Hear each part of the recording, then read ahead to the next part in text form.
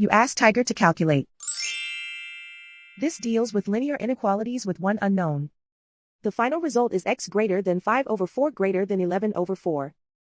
Let's solve it step by step. Group all constants on the right side of the inequality. Subtract 11 over 4 from both sides.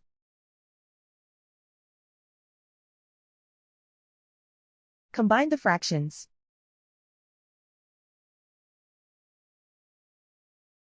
Combine the numerators.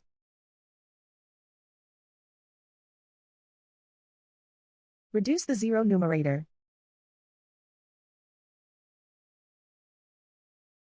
Simplify the arithmetic.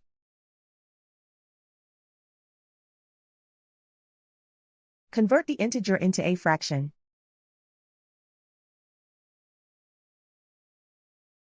Combine the fractions.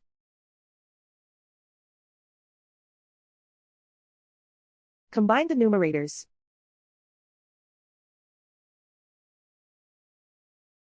Plot the solution on a coordinate grid.